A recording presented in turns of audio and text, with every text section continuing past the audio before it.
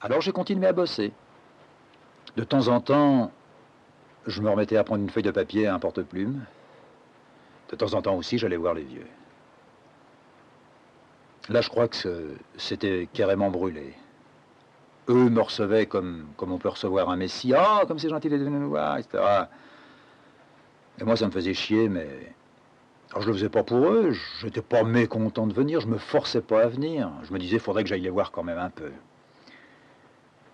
Et il s'était passé vraiment des mois après la petite sérénade dans la cave où il y avait Breton et mon père comme estafette. Et ma mère ne m'écrivait pas, enfin, on savait que moi je vivais dans un coin et qu'elle, elle vivait dans un autre. Et je débouche chez eux un soir sans les prévenir. Je n'avais d'ailleurs pas à les prévenir, ils étaient, en tous les cas, elle, là tous les soirs.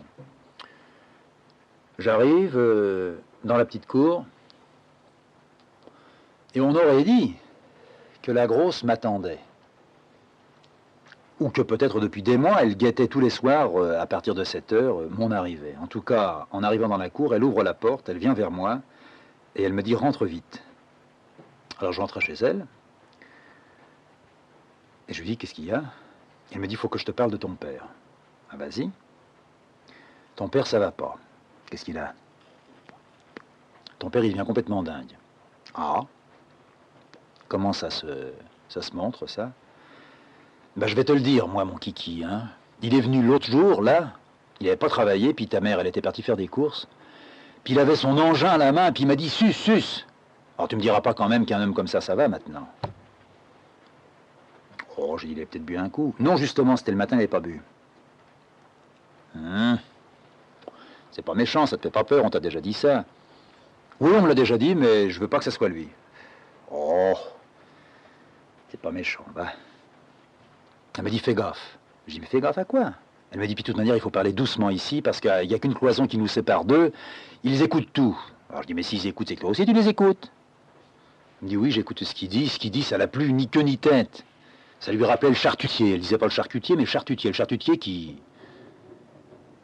faisait sa barbaque, et puis qui un beau jour, en faisant du saucisson, il a carrément trempé volontairement sa main dedans. Puis il a vu sa main qui sortait de l'autre côté, mais en chair à saucisse. Puis là, il en est mort d'une hémorragie. Elle m'a dit, c'est le charcutier, c'est exactement comme ça. C'est comme ça que c'est venu, j'en ai parlé avec sa patronne, et c'est comme ça que ça va se terminer avec ton vieux.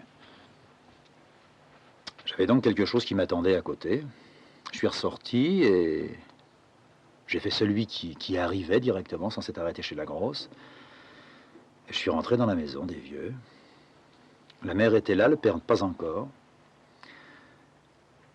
Elle m'a dit, tu nous oublies? Je lui ai dit, mais je vous oublie pas, mais seulement j'ai mon boulot, moi aussi, dans mon coin. Ça va?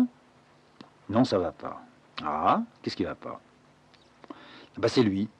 Bon, je lui ai dit, alors ça va pas, c'est pas d'aujourd'hui, ça fait 35 ans que ça dure. Oui, c'est vrai, t'as raison, mais maintenant c'est fini, ça va plus du tout, j'ai la trouille. Mais tu as la trouille de quoi? Qui tombe malade? Non, j'ai pas la trouille qui tombe malade, j'ai la trouille qui me fasse mon coup. Quoi, tu crois que le vieux, il va être flingué? Oui, bah, il fait des choses qui sont pas bien, et ça va vraiment plus du tout.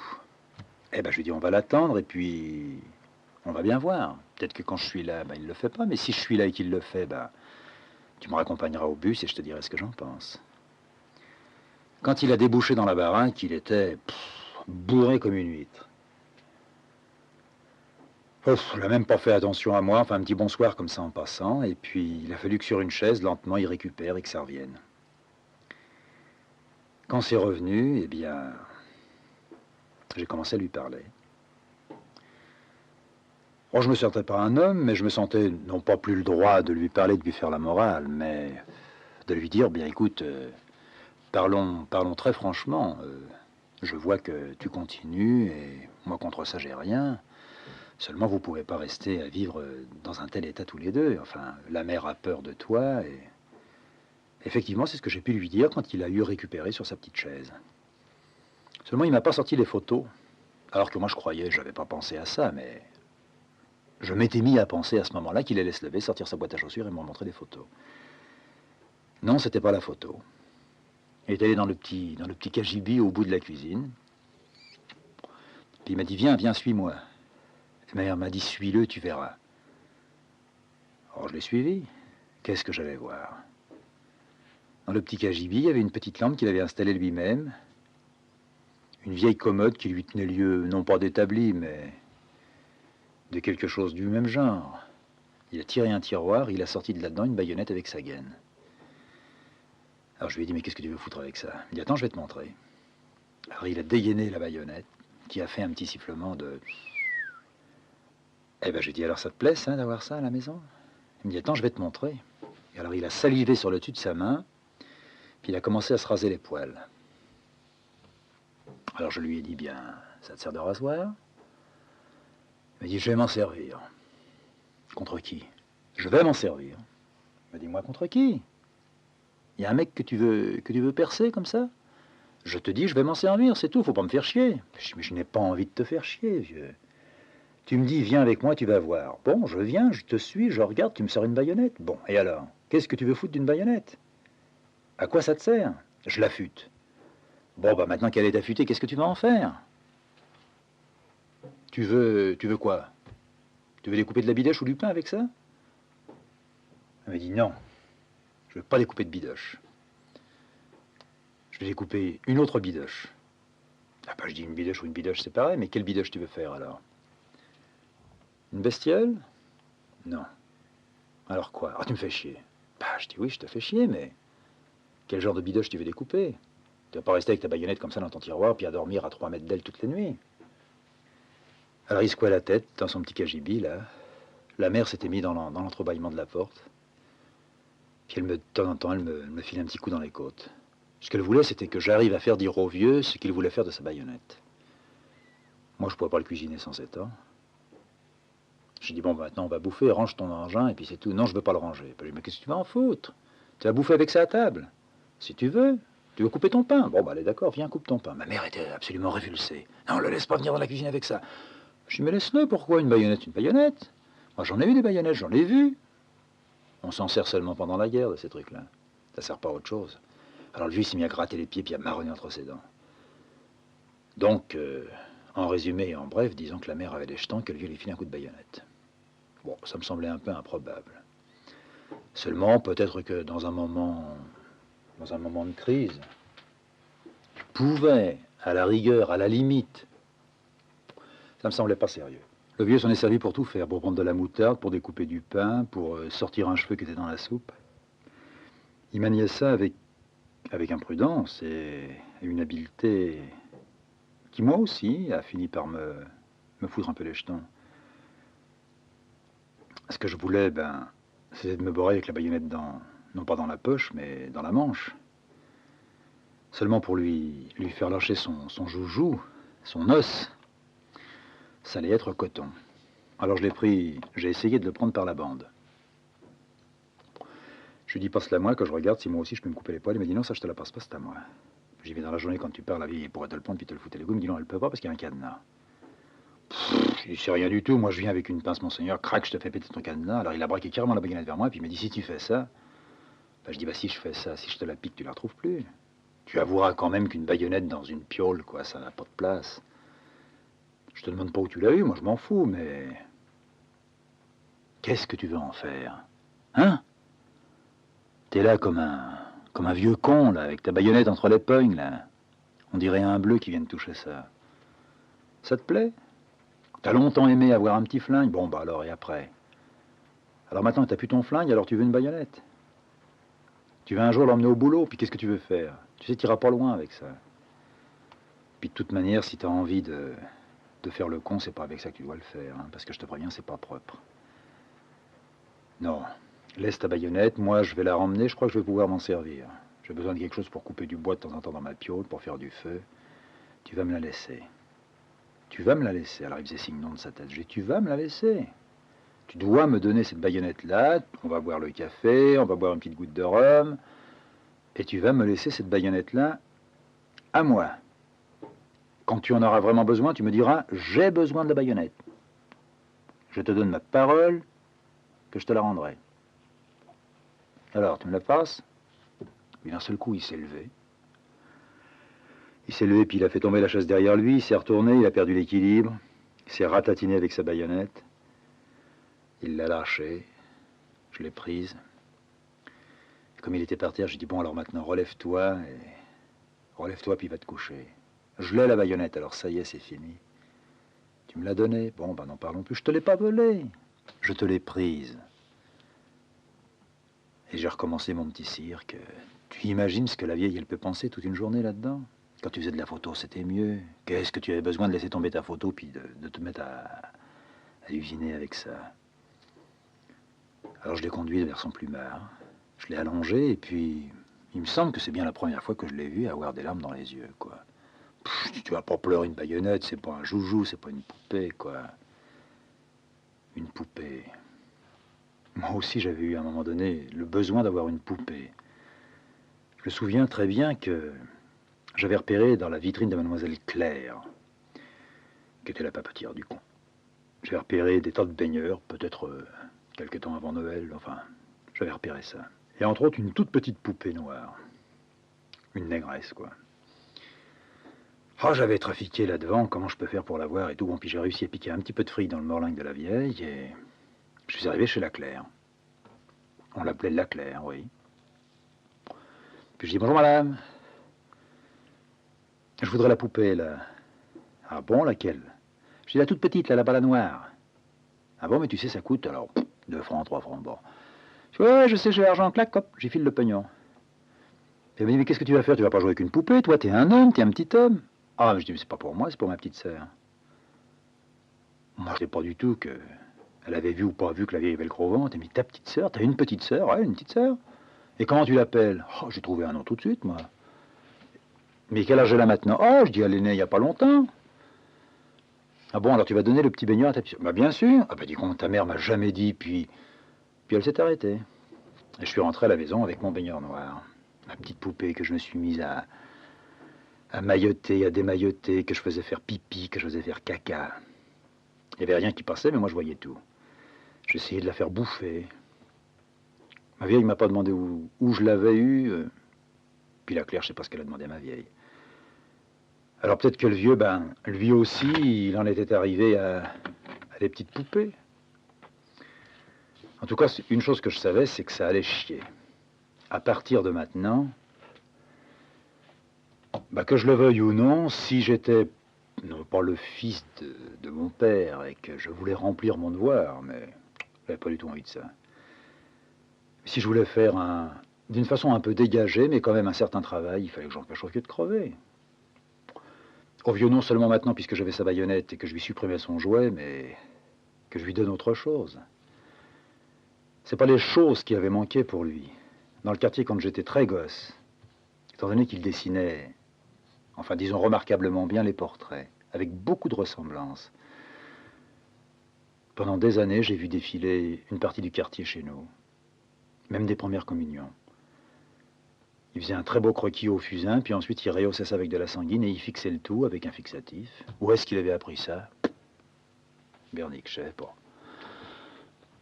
Moi, j'y ai eu droit dans toutes les poses en étant minot, à poil, sur le ventre, avec les mains en avant, et puis les petits pieds qui bougent. Après, sur le dos, avec un beau zizi. Après, un petit peu plus grand, avec mon premier col, mes cheveux coupés. J'avais des boucles en étant gosse avec un gros perroquet sur le devant de la poitrine. Un perroquet imprimé dans un petit maillot de bain. Puis une canne avec un pommeau. Mais fait dans tous les âges et dans toutes les poses. Je pouvais pas lui dire, et de toute façon, je pouvais rien dire. Suggérer au vieux qu'il devait se mettre à dessiner, c'était un peu gros. Alors je suis resté là devant lui, j'ai, disons, attendu qu'il dorme. Et j'ai promis à la vieille de revenir quelques jours après. Pendant ce temps-là, moi, j'usinais. J'usinais, j'étais devenu une véritable machine à production.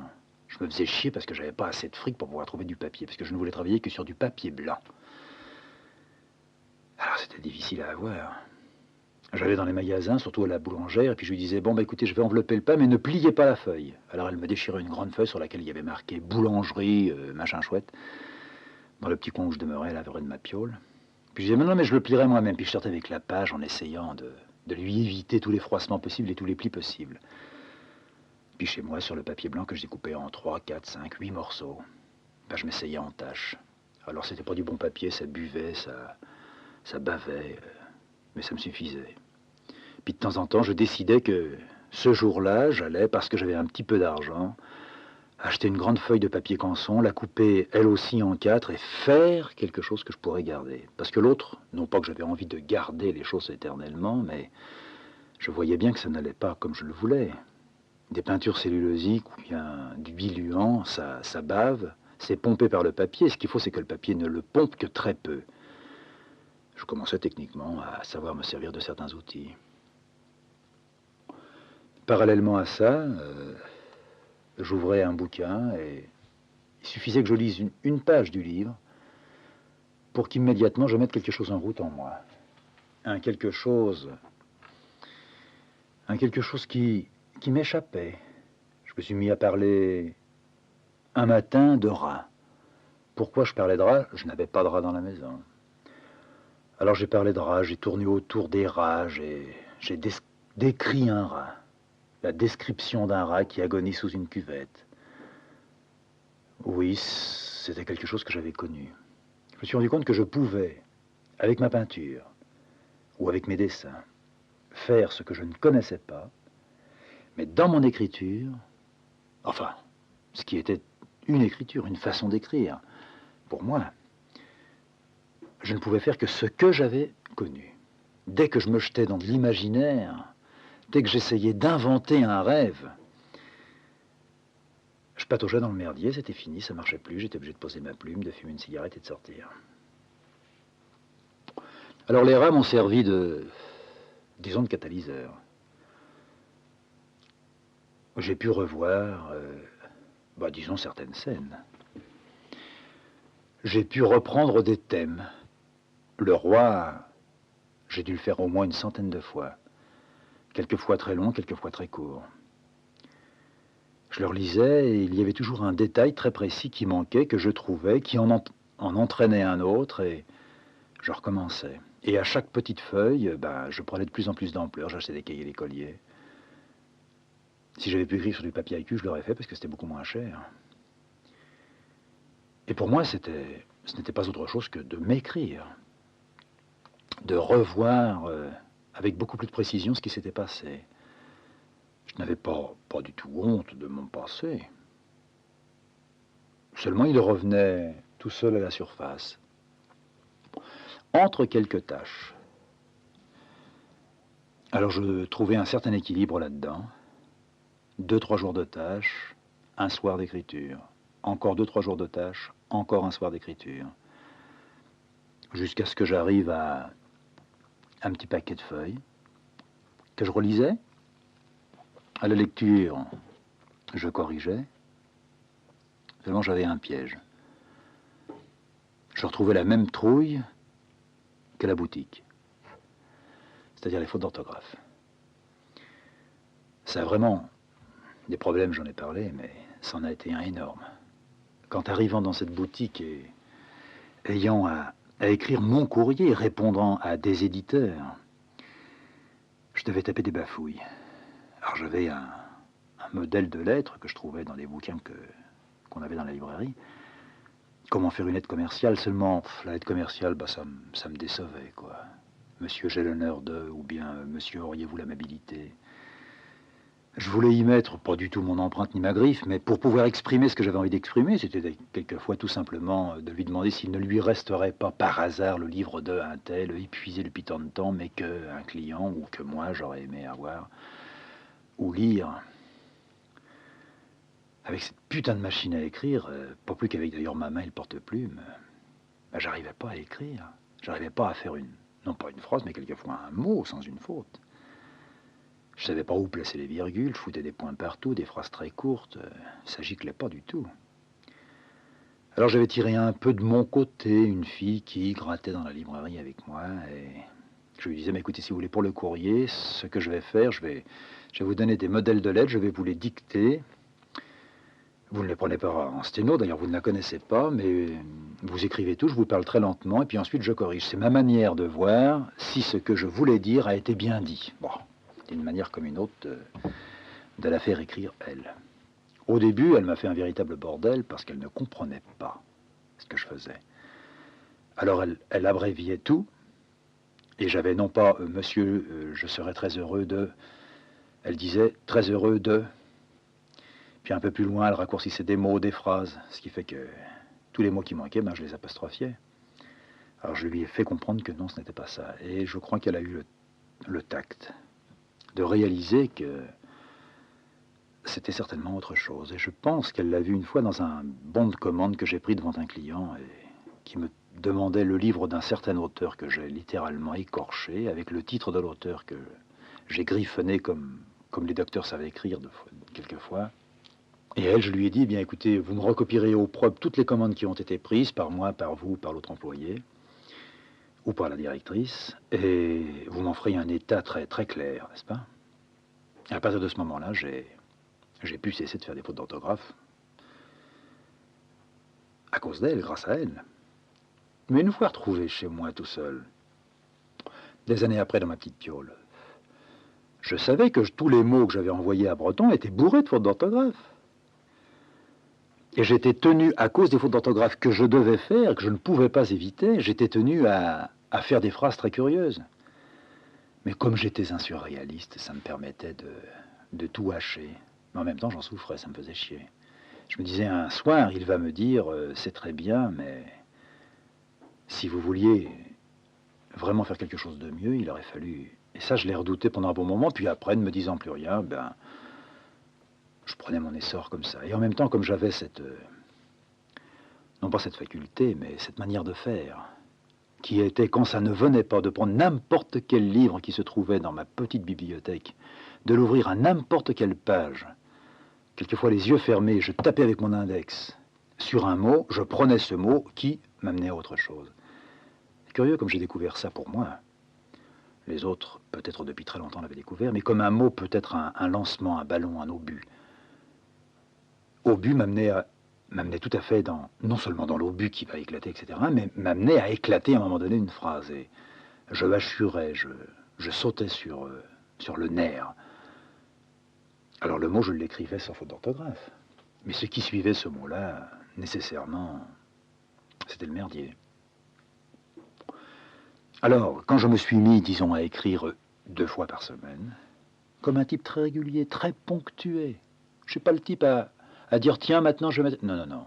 Non, tiens, maintenant je vais me mettre à écrire, ou tiens, maintenant je vais me mettre à dessiner. Non, ça ne marche pas. Non, il me faut un état. Alors il y avait le soir, qui était décidé comme étant celui que je l'ai utilisé pour écrire quelque chose.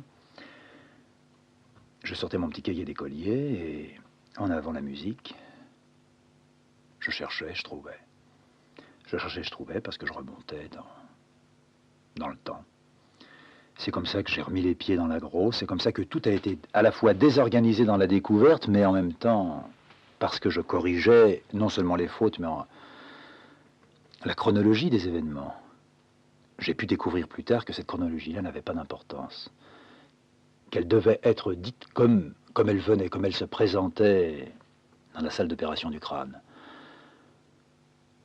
Mais moi, je voulais une certaine chronologie à cette époque-là.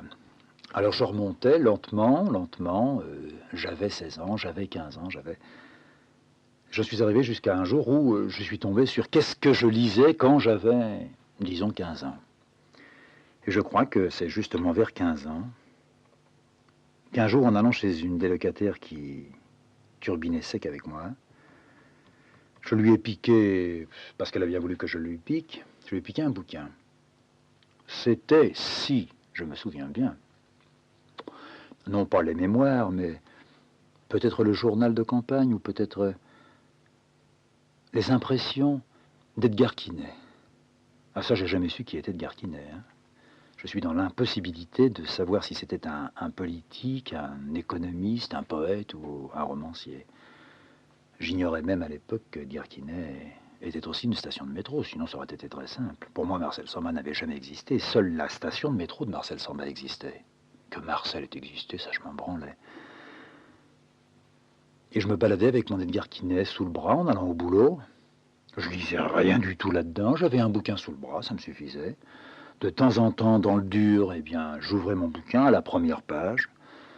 Et je crois me rappeler que ça commençait par quand je suis parti pour la 5e fois vers...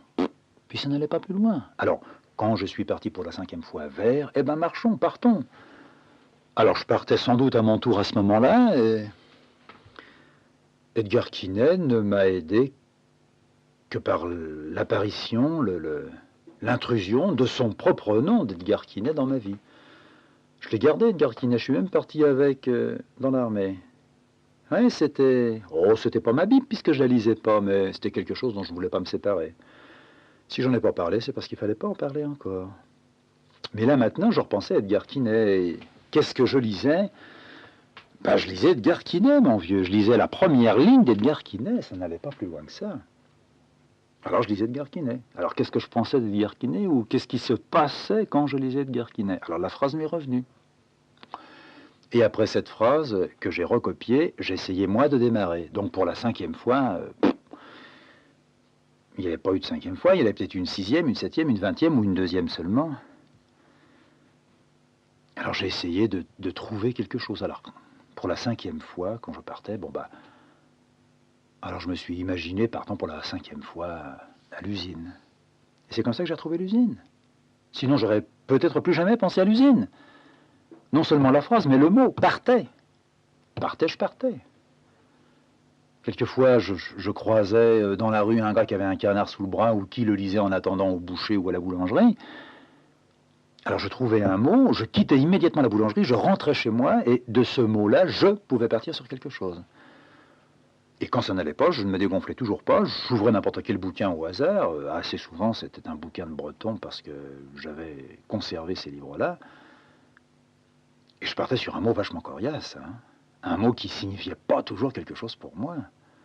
Entre autres, quand je me suis tapé Fontana Morgana, ou Fanta Morgana, j'ai séché.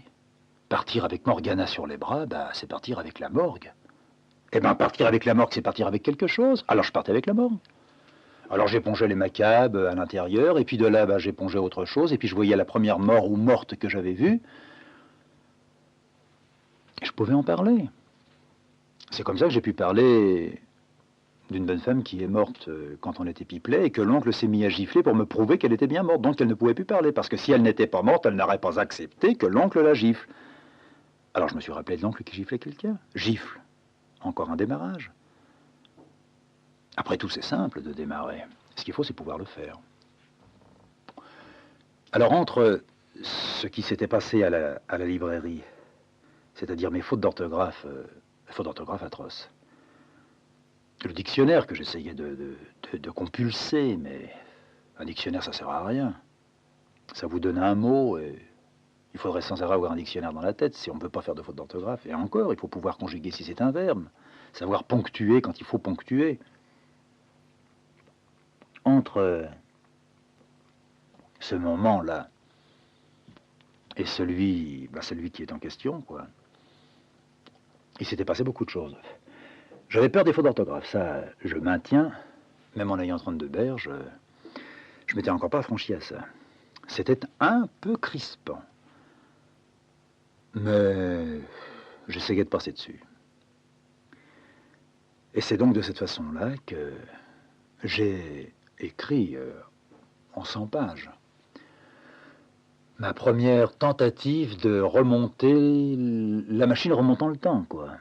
Ma propre machine, me permettant d'y voir clair, et dans les marges de la page de Skyget 100 pages, disons que je faisais non pas un bilan, mais des points de repère qui me permettaient de voir par où j'étais passé, comment j'avais réagi, comment j'aurais dû réagir, comment je réagirais maintenant si la chose m'arrivait, et à tresser un fin tissu à la fois de contradictions, de problèmes, de questions, restés sans suspens, mais qui maintenant peut-être étaient arrivés à leur bout, ou en tous les cas à un certain terminus. Aucune illusion là-dedans de la valeur, ou de toute façon ça n'a pas de sens. Mais si pas d'illusion, le sentiment, la sensation, l'impression, le plein que ça pouvait me donner, non pas j'écris, mais je suis seul dans mon coin, personne ne sait que je le fais, seul moi, et j'essaie comme autant de ma clépathologie, de faire une certaine littéralogie de l'histoire, de ma propre histoire. Et quelque temps après ça, qui a duré et qui dure encore, c'est une manière pour moi de recontacter les choses.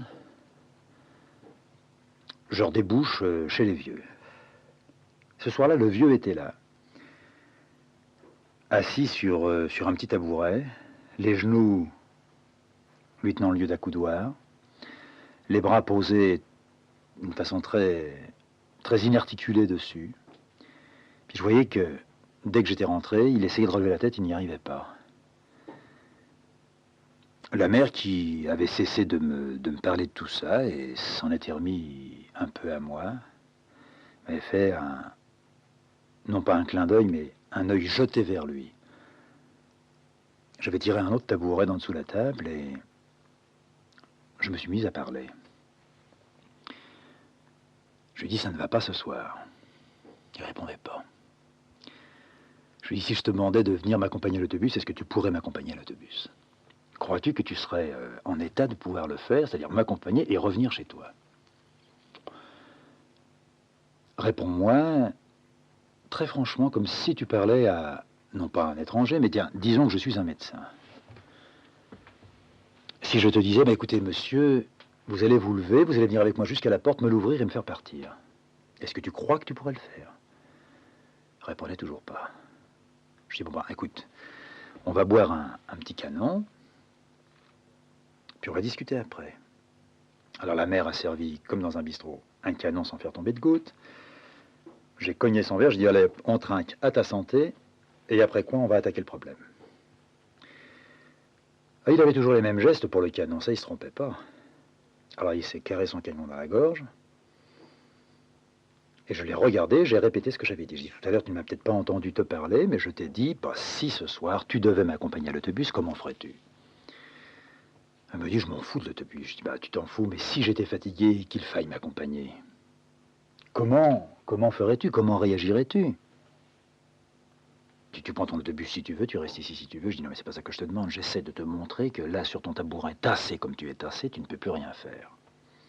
Alors, tu sais ce qui va t'arriver. Moi, je vais te le dire, j'ai pas du tout envie de te porter la poisse, mais en ce moment, tu grattes. Bon, bah, tout ce que tu risques, c'est de te faire virer.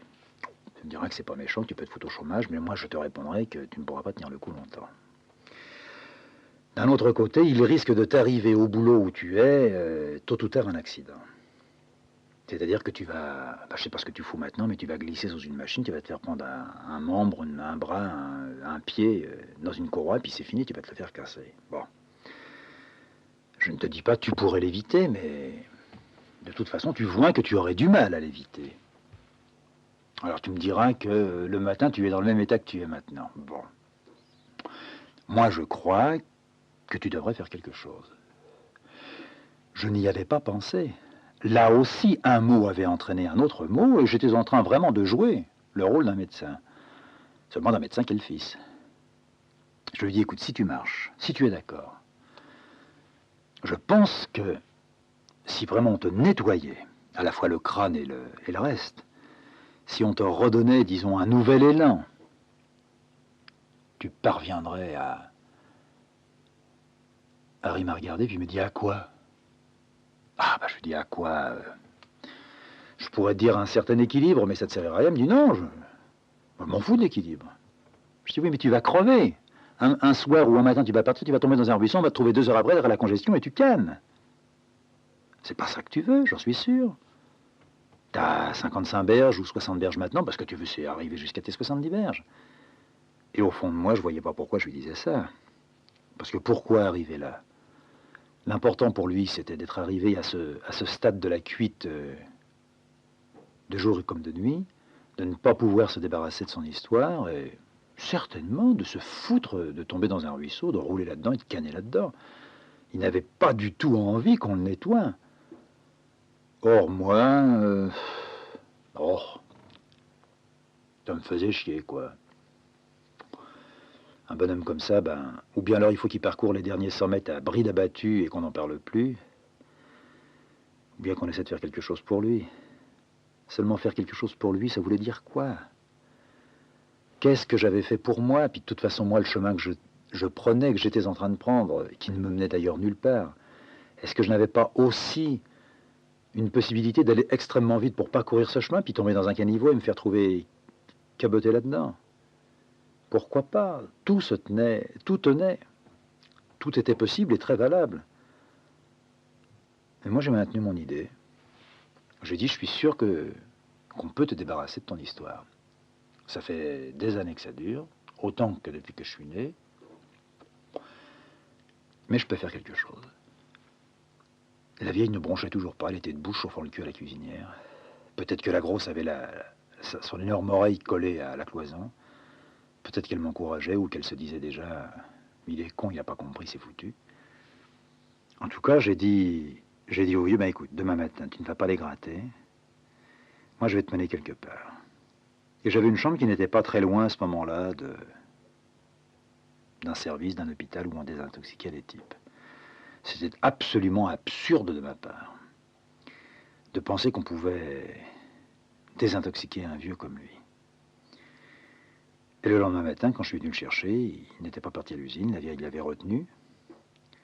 Je lui ai dit, bon, alors maintenant, en route. Pour partir, on a pris un taxi. J'ai bouffé tout ce qui me restait. Puis on est arrivé au boulevard, je crois que c'était le boulevard Arago.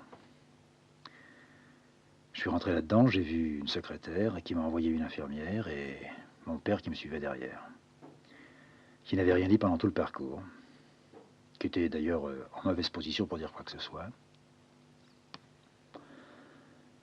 Et au questionnaire, c'est moi qui ai répondu. À la fois son âge, son nom bien sûr. En même temps, savoir si je ne m'étais pas trompé en m'étant adressé à ce service-là. Et non, je savais très bien ce que je faisais. Il n'y avait qu'à regarder mon père pour voir dans quel état il était. Qu'il ne décuitait plus, qu'il ne débandait plus. Que ça ne pouvait plus durer comme ça. Et que si on pouvait l'arranger un peu, si elle croyait qu'on pouvait le faire. Alors elle, très optimiste, vraisemblablement dans tous les cas, m'a dit que naturellement, il allait au début souffrir un peu, mais que les médecins le sortiraient de cette histoire. C'était pas le premier qui arrivait dans la même position, et ce ne serait pas le dernier non plus à rentrer malade et à sortir à la place aguerrie. Et en même temps, pendant qu'elle me répondait ou qu'elle prenait des notes en regardant mon père, en essayant de lui parler, et comme il n'y avait pas de réponse, alors elle inscrivait sans doute qu'il ne répondait pas. Je continuais à me demander pourquoi je l'avais amené là. Qu'est-ce que j'espérais? En supposant qu'il reste là-dedans, qu'on le désintoxique. D'abord, ça n'allait pas être marrant. En supposant même que ça soit marrant. En sortant, qu'est-ce qu'il allait retrouver? La gueule de sa femme, sa propre gueule, sa petite piole et son boulot. Ça me semblait un combat perdu d'avance. J'ai essayé, en me penchant vers l'oreille de l'infirmière, de lui dire ce que je pensais. Elle écoutait. C'est ce que tout le monde lui disait. Quand il va retourner dans son élément, ça va recommencer. Et elle certifiait que non. Puis le toubib est arrivé. Alors il a pris mon père par la main, assez gentiment. Et puis moi j'ai suivi l'affaire. Je lui ai demandé au toubib si je pouvais assister à ça, parce que je pourrais répondre peut-être pour mon père. Il m'a dit non, vous n'avez pas besoin de répondre, mais si vous voulez vous rester. Il est d'accord pour être hospitalisé? Je lui dis bah certainement. Est-ce qu'il a signé? Je lui dis non, moi je vais signer pour lui. Il me dit non, mais il faut qu'il signe. Je dis quoi, qu'est-ce que ça veut dire il faut qu'il signe? Moi je peux signer pour lui, je suis son fils, je suis majeur.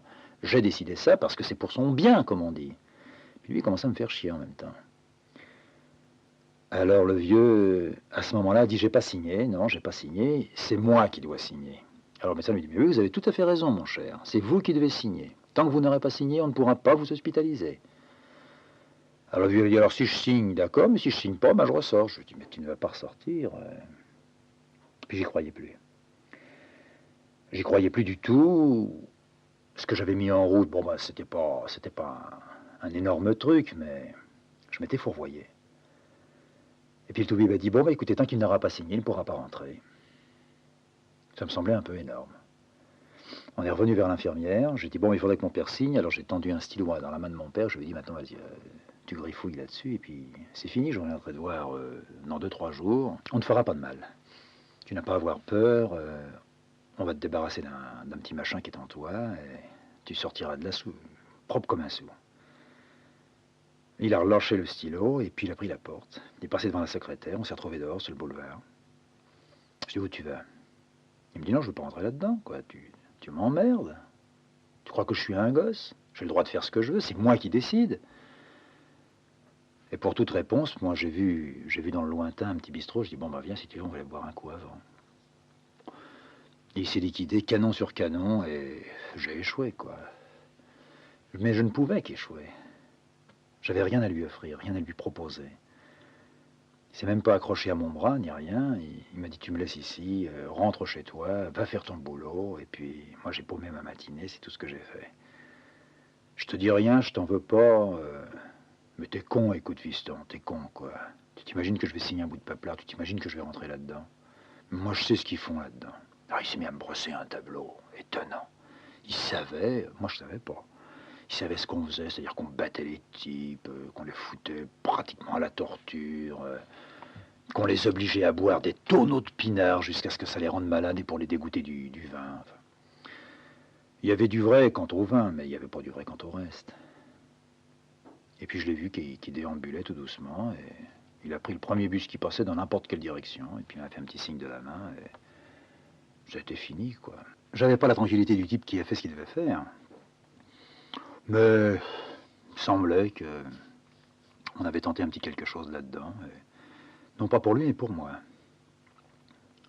Non pas que, non plus lui, j'avais espéré le changer, mais secrètement, il est bien possible qu'à un moment, j'ai cru à la valeur thérapeutique de cette désintoxication. Et en me retrouvant dans ma chambre, tout en y pensant, je m'étais mis à écrire. J'écrivais sur le vieux. Je venais de redécouvrir une nouvelle tranche de cette histoire-là. Une tranche qui nécessairement et obligatoirement devait m'amener à voir, me voir, corrigeant le tir s'il le fallait, savoir que j'étais à mon tour un désintoxicable. Alors j'ai continué à aller leur rendre une petite visite.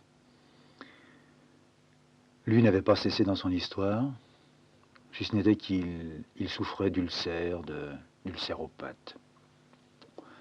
Ça me semblait le stade final, alors que je me suis complètement gouré, vu que le stade final continue encore. Et dans mon coin, j'entassais feuille de papier sur feuille de papier. Et alors lentement, il y avait une sorte de relève qui s'effectuait, c'est-à-dire que le tas du dessin, ou des dessins et des tâches, devenait beaucoup plus petit que le tas des petits cahiers d'écolier. C'était illisible. Un jour, un ami m'a offert un petit dictionnaire des termes, des synonymes. Je me suis emmerdé là-dessus. Mais emmerdé. Tous les synonymes qu'il me donnait, c'était pas des synonymes pour moi, c'était des synonymes pour d'autres mecs. Peut-être pour, je sais pas moi, Marguerite, Pierre Benoît, Bordeaux, des mecs de ce genre. Mais il était impossible que d'autres gars aient trouvé ça, se soient servis d'une histoire de ce genre. J'avais un petit dictionnaire, je l'ai carrément foutu aux chiottes. Non, ce qu'il fallait, c'était que je retrouve mon langage, sans que je me le formule. Que j'écrive aussi simplement que je pouvais arriver à parler. Et ça, c'est une fille qui a réussi à me le faire comprendre. Cette fille-là, qui travaillait aux douches, dans le coin où j'étais, et je tenais à ma propreté. Je lui avais un jour filé un rencard, et à la sortie de la douche, eh bien, on s'était retrouvés. Je l'avais fait venir dans ma chambre, et on avait fait ce qu'on devait faire. Mais elle ne parlait pas du tout. Même au moment le plus ou le moins propice, elle ne parlait pas. Non pas qu'elle gobait les mouches au plafond, mais elle me donnait l'impression un peu de compter les points. Elle avait un coït très rapide, un orgasme puissant, mais très bref. Pendant ce moment-là, peut-être, elle criait un peu. Mais très vite, elle retombait dans sa vie de femme muette. Je m'étais demandé si la vie de cette fille-là, tout le temps dans sa douche, à passer un savon et une serviette et encaisser le pognon, je me demandais si, fin de compte, ce n'était pas une sorte de claustration, de retour en elle-même dans son silence et dans sa propre peau. Et je lui ai posé la question. Puis d'une question qui en a amené une autre, je l'ai pulvérisé de questions. Et on ne s'est vu que pour se parler. Moi pour lui parler. Elle ne me répondait pas. Elle faisait un petit signe de la tête et c'était tout. Elle avait ce très joli geste quand elle rentrait dans ma petite piaule pour retirer son manteau qui tombait sur une chaise. Elle allait vers la toute petite table de travail que j'avais et elle écartait ses bras, la main gauche sur le cahier d'écolier, la main droite sur le petit tas de feuilles de dessin. Elle me disait, ça me fait du bien quand je viens chez toi. Or, c'était une fille qui, comme moi, quand j'avais 18 ans, ignorait absolument tout de ce bordel. J'ai essayé de la faire parler, de lui faire venir qu'est-ce qu'elle entendait, qu'est-ce qu'elle voulait dire en disant ça me fait du bien. Mais elle n'y est pas arrivée. Mais moi, je suis arrivé à lui faire supporter, à lui faire entendre un type dont on parlait beaucoup. C'était Saint-Jean-de-Perse. La phrase de Saint-Jean-de-Perse m'écroulait. Je trouvais pas ça bien, je trouvais pas ça mal. C'était un tout autre monde, le monde de l'aristocratie littéraire, le monde de l'aristocratie poétique. Le gars qui vraisemblablement se mettait à sa table en arrangeant son nœud de cravate, en bourrant sa pipe et entre deux rapports d'ambassade, pouvait parler des jupes des femmes qui roulaient le long des galets sur la mer échevelée. Alors moi j'ai lu ça à cette fille, la fille de la douche. Et tout en n'étant pas son langage, elle avait accepté ça. Et une fois terminé, replié mon grand livre, qui je crois s'appelait Exil, et l'ayant refoutu dans son petit rayon, je me suis mis à parler de Saint-Jean-de-Perse comme si je le connaissais très personnellement. L'homme qu'il était, l'âge qu'il avait, alors que j'ignorais absolument tout ça. Et quand je lui ai brossé le tableau, elle m'a dit, est-ce que tu peux bien parler? Oh, je lui ai dit, je parle pas bien, j'essaie de t'expliquer qui est ce bonhomme que je viens de te lire. Elle m'a dit, mais alors tu le connais? Et je lui ai dit, oh, je le connais. Je connais son œuvre. Tu connais son œuvre. Son œuvre, c'est ça. Je lui ai dit, non, son œuvre est plus importante. Elle m'a dit, parle-moi encore. Je lui ai dit, mais de quoi veux-tu que je te parle? Je sais pas, lis-moi quelque chose de ton journal, là, Je lui ai dit, mais c'est pas un journal. Je t'ai expliqué que je ne pouvais pas faire un journal. Je lui ai parlé de Leroy et de l'idée qu'il avait eue de me faire tenir un journal. Je dis, ce n'est pas un journal. Elle me dit, mais si, mais c'est ce qu'il t'avait dit. Tu avais dit, tu vas noter là-dedans tout ce que tu penses. Je dis, oui, mais c'est pas ce que je pense, c'est ce que j'ai vécu. Et ce que j'ai vécu, ça n'intéresse personne. Même pas toi. Si. Elle insistait, elle voulait. Alors j'ouvrais mon cahier, le dernier cahier, et je partais dans les phrases. Et très lentement, comme avec Buffalo Bill, je quittais les phrases et j'en inventais d'autres. Je lui tenais non pas une conversation, mais je lui faisais vivre au jour le jour certaines périodes, et puis ensuite il y avait d'énormes trous, comme on a pu s'en apercevoir quand je parle. Je fermais les yeux, je me mettais la main sur mes cheveux, sur ma tête, et puis je brassais ça. À cette époque-là, je voulais avoir les cheveux très ras, mais j'avais pourtant des cheveux qui auraient pu être très longs. Depuis, ça a changé, je suis devenu un chauve. Mais je frottais dans ses cheveux très ras, dans une brosse, à l'endroit et à l'envers, à rebrousse-poil, qui me permettait d'avoir des moments d'arrêt quand ma main parvenait derrière mon crâne et touchait un peu de la nuque, une toute petite nuque. J'avais remarqué que quand je voulais un béret ou quand je voulais une casquette, je portais plutôt les casquettes que les bérets, mais les bérets étaient moins chers. Quand je prenais un béret, il fallait presque un béret d'enfant. tellement j'avais le crâne petit. Je me demandais comment j'arrivais à tenir tout ça, enfin tout ce que je pouvais tenir dans mon crâne et qui quand même finirait par déborder. Comment ça pouvait tenir là-dessous? Moi, je voyais la capacité du crâne par rapport à la capacité des pensées.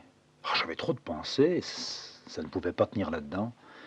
C'était peut-être la raison pour laquelle j'étais tellement bavard, pour pouvoir faire le vide, pour pouvoir nettoyer la chambre, pour donner la place à une autre pensée. Et à elle, je lui ai raconté ce que j'aurais aimé écrire à ce moment-là, justement. Je lui ai parlé de ma mère, je lui ai parlé de ma petite vie. J'avais des trous, des bons, j'arrivais à l'usine. Elle n'arrivait pas à croire que je n'avais pas fait d'études. Pour elle, un type qui jacassait comme moi, sans arrêt, pendant des heures. Même le soir et dans la nuit, le gars qui était en dessous me donnait des coups de manche à balai pour me faire taire. Alors je chuchotais, je ne pouvais plus m'arrêter de chuchoter, de parler, de parler, de parler. Ah oui, le moulin à parole était vraiment mis en route. Mais était mis en route aussi, mais à son époque, le moulin à trait, à point et à ligne pour mes dessins. Curieux comme un bonhomme peut, à partir d'un point qu'il ne peut pas contrôler, qu'il n'arrive pas à expliquer, à expliciter, à situer. Curieux comme une énorme dynamo s'était mise en route et me transmettait un courant que moi je traduisais en mots. Seul, je me parlais. J'allais chier, j'allais pisser, je marchais, je me parlais. Tout le monde se parle, bien sûr, mais je me parlais dans des termes tout à fait particuliers. Lentement, sans m'en rendre compte, mon langage était en train de, comme diraient certains, de s'enrichir, de prendre de l'ampleur. J'en étais assez conscient. Seulement, la difficulté, c'était de traduire ce langage par l'écriture. C'était vraiment mon gros problème. Et à cette époque-là, c'était elle que je connaissais, et c'était d'ailleurs la période du groupe surréaliste. Je l'avais traînée. Je lui avais lu quelques jours avant des poèmes de Breton, et elle les avait trouvés très beaux. Mais, ajoutait-elle, je ne les ai pas compris. Alors je l'avais présenté, j'avais réussi à lui faire toucher la main de Breton. Pour moi, ça comptait absolument, énormément. Qu'il touche la femme que je baisais, c'était un peu la sacraliser comme certains sorciers ont la tâche et le devoir, et le besoin en même temps. L'absolue nécessité de déflorer la fille du petit village avant de la passer à son mari. Je crois que si Breton l'avait baisé, j'aurais beaucoup aimé baiser dans le foutre de Breton. Pas parce que c'était Breton, mais parce que pour moi, ça représentait quelque chose quand même. Et le soir où j'avais présenté, elle avait eu beaucoup de timidité, tournant la tête sur le côté pour serrer la main du type. Puis ensuite, tous les gars qui étaient autour de la table lui avaient touché le bout des doigts. Elle était restée muette comme moi. On était serrés l'un contre l'autre. Elle ne pipait pas, elle écoutait. Quand on est sorti, moi j'ai pris congé des gars et on est revenu dans la chambre. Et elle m'a dit, tu vois, je vais te dire quelque chose. Ça va pas te plaire. Mais tu vois tout ce qu'ils ont dit à table et tout ça. Bah tout ça, il leur a dit mieux. Tu leur as dit mieux qu'eux. Ils l'ont dit vite. Toi, je sais pas comment tu fais pour réussir à m'empêcher de dormir alors que j'ai tellement sommeil. Tu sais, quand j'ai passé une journée à la douche, j'ai rempli mes poumons de vapeur, d'odeur, de surveiller les cabines, les sonner quand ils restaient trop longtemps, surveiller quand ils se mettaient à laver leur linge alors que c'est défendu. Et moi, je m'en fous que ça soit défendu ou pas. Bah toi, tu réussis le soir quand je suis vraiment crevé. Tu réussis à me raconter des histoires. Je dis, mais je raconte pas des histoires, je te raconte moi ce que je connais, quoi. Je suis incapable d'écrire, de dire ce que les types à qui tu as touché la main ce soir ont pu dire ou écrire. Oui, mais tu le dis tellement, d'une toute autre façon. Moi, je peux pas arriver à m'exprimer. Je dis, mais si, mais tu t'exprimes très bien, seulement tu m'emmerdes, là. Tu me dis que je le dis mieux que les autres, mais c'est faux. Il n'y a qu'à toi que je peux les raconter. Il y a qu'à toi en ce moment. Et si tu pars, maintenant tu vas partir, eh bien, qu'est-ce que tu crois que je vais faire? Je vais tout simplement me refoutre au plumard, fumer mon paquet de cigarettes et je vais même pas réussir à penser à toi. Tu comprends? Tu comprends, enfin tu ne comprends peut-être pas. Mais ce que tu dois comprendre, c'est que moi je ne comprends pas. Tu vois, ça c'est simple. Alors elle me disait, elle, mais je comprends même ce qui est compliqué. Je dis, mais je n'ai jamais rien dit de compliqué. Tu vois, j'ai vraiment un drôle de truc à faire.